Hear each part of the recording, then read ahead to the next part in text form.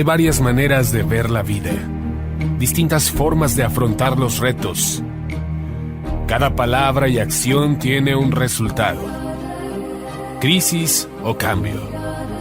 Imposibilidad u oportunidad. Derrota o victoria.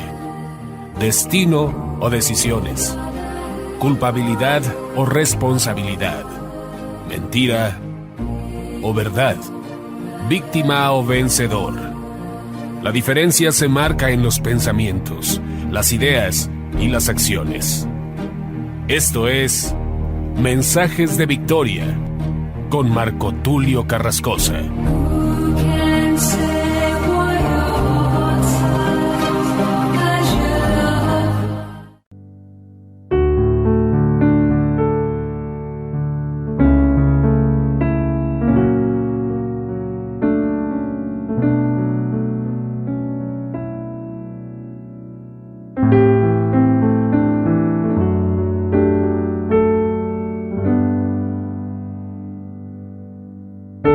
Amados hermanos y amigos, qué gusto poderles saludar nuevamente a través de la radio, a través de internet.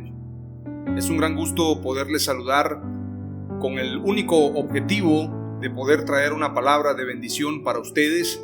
Y el día de hoy me siento muy contento de poder transmitir un nuevo episodio de la serie La Paternidad de Dios. A este episodio lo he titulado Muéstranos al Padre, basándome en lo que dice la Escritura en San Juan capítulo 14 y versículo 9 en adelante. Ayer les compartía también San Juan 14, leí todo el pasaje, pero hoy me quiero centrar precisamente en lo que dice el versículo 9, porque en este versículo encontramos una pregunta muy audaz, muy directa por parte de Felipe. Felipe, dicho sea de paso, es un apóstol que también tuvo un encuentro con Jesús muy directo. Jesús lo encuentra, lo llama, y a través de Jesús vienen otros apóstoles, otros discípulos, y por esto Felipe, quien era un apasionado por Dios, un investigador, ¿por qué no decirlo? Alguien muy entregado a Dios, pero sobre todo muy enfocado al estudio de la palabra y a descubrir misterios y enigmas de la palabra de Dios. Entonces, cuando se encuentra con Jesús, él sabe que se ha encontrado con el Mesías. Entonces, Felipe ocupa un lugar muy especial en la historia bíblica, y esta frase, muéstranos al Padre, o muéstranos el Padre, en otra versión, nos habla precisamente de lo audaz, del liderazgo y de lo especial que era poder platicar con Felipe. Era un hombre audaz, era un hombre visionario, era un hombre arrojado en este sentido. Y la pregunta es muy directa. Yo creo que pocos discípulos se atrevieron a preguntárselo así, tan directo como lo hizo Felipe. Vamos a ir rápidamente a la Escritura en este versículo 9 y así nos vamos a adentrar en este mensaje. Aunque pensándolo bien, prefiero leer desde el versículo 6, que dice de la siguiente manera: Jesús le dijo: Yo soy el camino y la verdad y la vida. Nadie viene al Padre sino por mí. Versículo 7. Si me conocieseis, también a mi Padre conoceríais, y desde ahora le conocéis y le habéis visto. Les está hablando de una forma tan directa, diciéndoles: ahora conocen al Padre, desde hoy lo conocen y lo han visto. Porque si me conocen a mí, también conocen a mi Padre. Entonces Felipe, quien había estado indagando acerca del Mesías, acerca de Jesús, pregunta en el versículo 8, o declara más bien, es una forma de decir, dinos abiertamente. Es una pregunta con una exigencia, es una demanda. Felipe le dijo: Señor, muéstranos el Padre y nos basta. Esa pregunta merece precisamente el título de este mensaje, de este episodio: Muéstranos al Padre. Y entonces declara precisamente el Señor en el versículo 9. Jesús le dijo: Tanto tiempo hace que estoy con vosotros y no me has conocido, Felipe. El que me ha visto a mí, ha visto al Padre. ¿Cómo pues dices tú, muéstranos el Padre? ¿No crees que yo soy en el Padre y el Padre en mí? Las palabras que yo os hablo, no las hablo por mi propia cuenta, sino que el Padre que mora en mí, Él hace las obras. Creedme que yo soy en el Padre y el Padre en mí. De otra manera, creedme por las mismas obras. Qué interesante que Jesús dice, creedme por las mismas obras, porque las obras que Jesús hacía tenía que ver con el Padre, tenía que ver con Dios. Son obras que nadie, ningún profeta, ni siquiera Moisés había hecho. Aunque Moisés pudo usar esa vara para poder traer las plagas a Egipto, pudo también hacer prodigios, pudo abrir el mar rojo.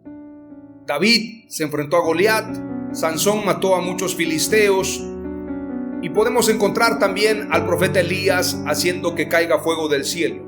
Sin embargo, lo que hace Jesús no tiene comparación. Vamos a ver una lista de algunas obras, de algunos milagros que hizo Jesús en la tierra, aunque dicho sea de paso, el mismo apóstol San Juan declara en sus últimos capítulos, en su último capítulo y en los últimos versículos, que no todo está escrito en este libro, sino solamente lo necesario para compartir un poco y para que crean que Jesús es el Mesías. Esto es lo que dice la Escritura. Voy a compartirte el pasaje específicamente para que lo guardes en tu corazón. El último capítulo de San Juan es el capítulo 20 y cierra la Escritura de San Juan precisamente hablando de la resurrección. En el capítulo 20 habla de la resurrección, habla precisamente de la aparición de Jesús a María Magdalena, como si el escritor San Juan, el apóstol, quisiera transmitirnos algo en este último capítulo. Nos muestra la resurrección como el mayor milagro, porque a través de la resurrección precisamente se da la victoria completa. En la cruz del Calvario Jesús venció, pero en la resurrección el postrer enemigo a vencer, que era la muerte, fue vencido. Por esto la Escritura dice, sorbida es la muerte en victoria. A través de la resurrección de Jesús tenemos resurrección todos aquellos que hemos creído en Él. Como dijo el apóstol Pablo, si no hay resurrección, en vano es la predicación. Pero si hay resurrección, entonces el poder de Dios se ha manifestado y todos tenemos derecho a la vida eterna a través de la resurrección de Jesús. San Juan capítulo 20. Pero nos muestra también cómo Jesús aparece a María Magdalena, una mujer que tal vez para muchos no era digna, pero la primera en verlo resucitado es María Magdalena. En este sentido tenemos también que reflexionar acerca de este tesoro de información que nos da San Juan. Hablando en este sentido de los discípulos, porque María Magdalena era discípulo. La primer discípula en ver a Jesús fue María Magdalena, sin duda alguna. Pero en un mensaje anterior yo había compartido precisamente que los primeros que vieron la resurrección fueron los soldados, porque ellos estaban cuidando precisamente la tumba. Pero no me quiero desviar. San Juan está predicando a través de este capítulo, cumpliéndose también lo que habló Jesús. Los publicanos y las prostitutas irán delante en el día del reino de Dios. Y María Magdalena se cree que era aquella mujer que tenía 7 espíritus malignos, o bien María Magdalena se le reconoce como una mujer que vivía una vida fuera de la santidad. Se cree que fue la mujer que iba a ser apedreada. Esto es en la tradición. Sin embargo, María Magdalena sí es una mujer que tiene un encuentro con Jesús y precisamente tiene este privilegio de encontrarse con Él en la resurrección. Por algo, el apóstol San Juan nos lo deja en el capítulo 20. Luego pone el título en la versión Reina Valera: Jesús aparece a los discípulos después de María Magdalena. Pero también nos muestra la incredulidad de Tomás al final de este capítulo. Y Tomás es un discípulo, es un apóstol, el mismo que había declarado: mientras yo no meta mi dedo en sus manos y mi mano en su costado, no creeré. Jesús se lo reclama. Y en el versículo 30 y versículo 31 de San Juan capítulo 20 dice lo siguiente: hizo además Jesús muchas otras señales en presencia de sus discípulos, las cuales no están escritas en este libro, pero estas se han escrito para que creáis que Jesús es el Mesías, el Hijo de Dios, y para que creyendo tengáis vida en su nombre.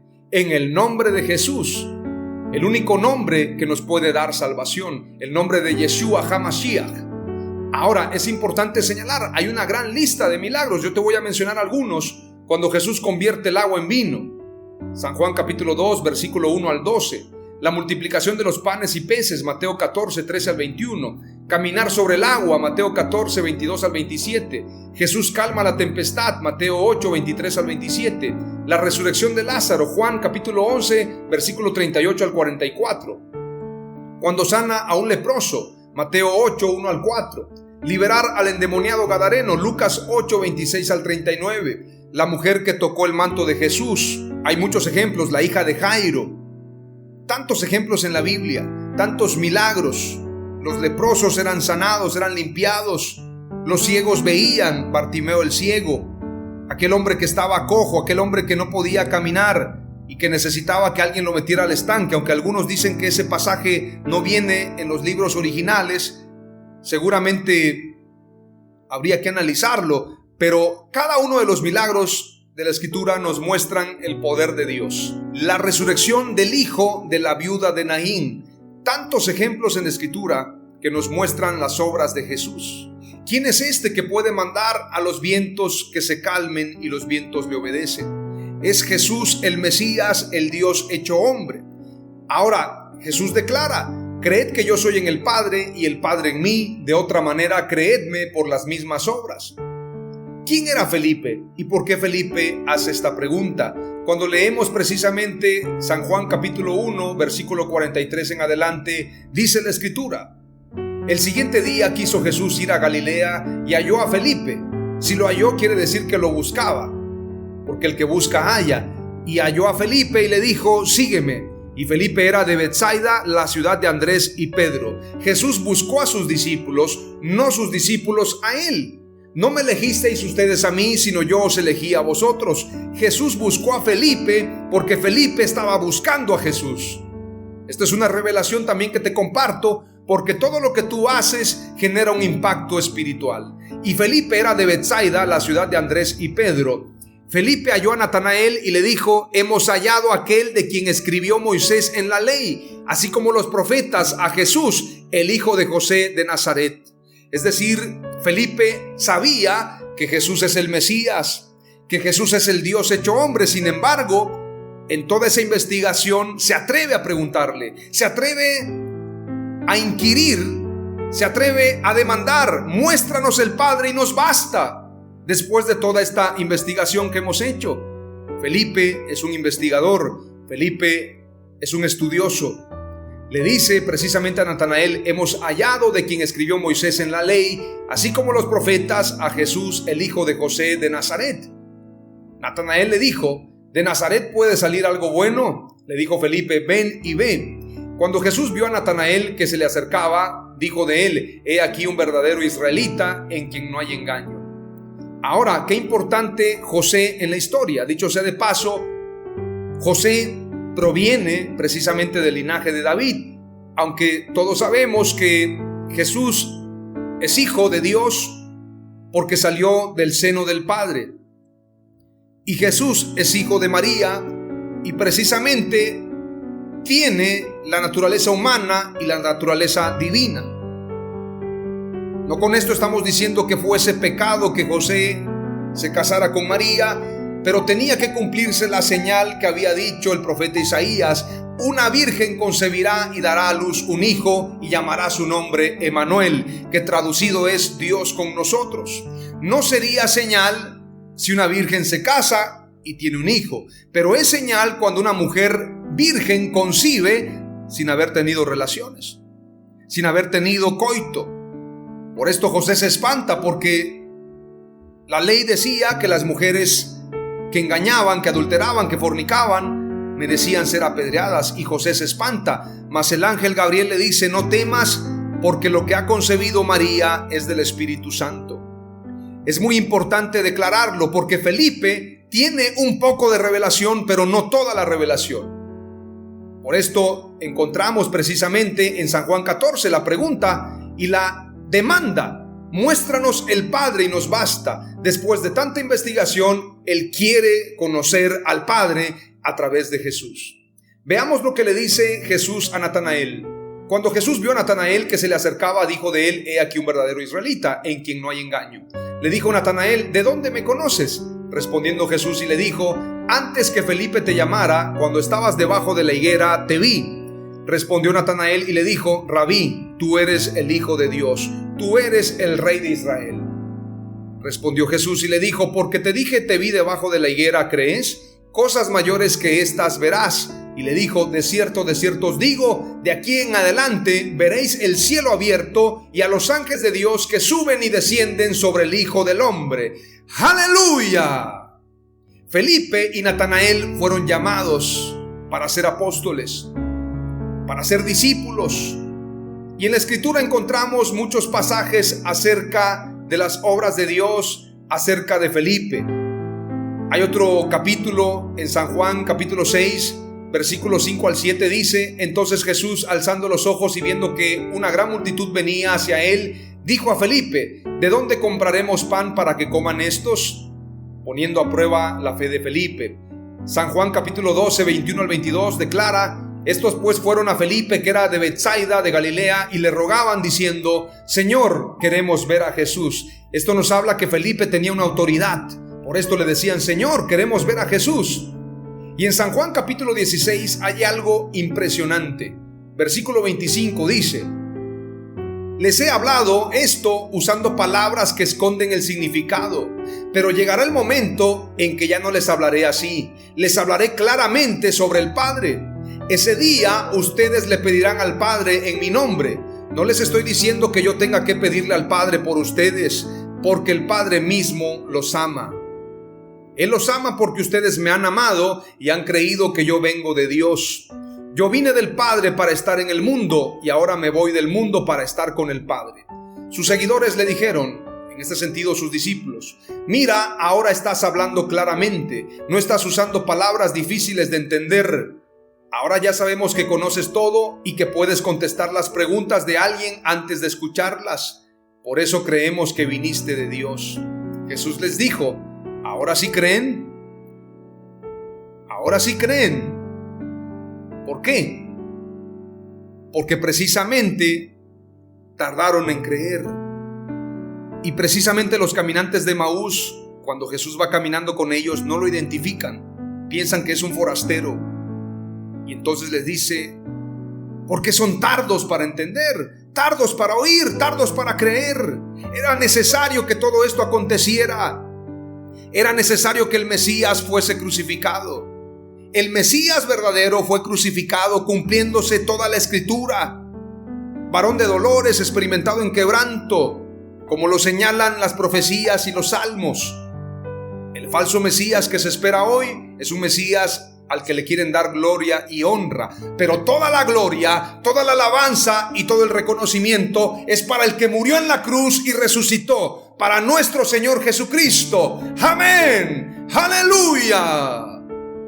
Hoy quiero compartirte exactamente 5 palabras clave. Número 1, Jesús se reveló como Padre desde el principio hasta el fin.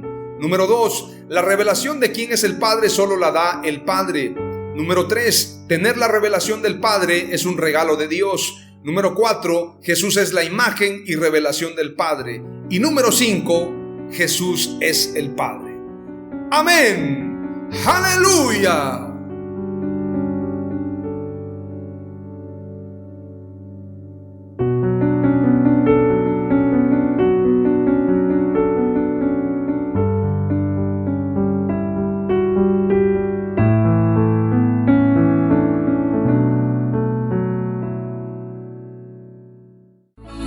Esto fue Mensajes de Victoria con Marco Tulio Carrascosa. Gracias por escucharnos y seguirnos en nuestras redes sociales. Si deseas invitarnos a tu ciudad, escríbenos por inbox o al WhatsApp 961-66-882-99, 961-66-882-99.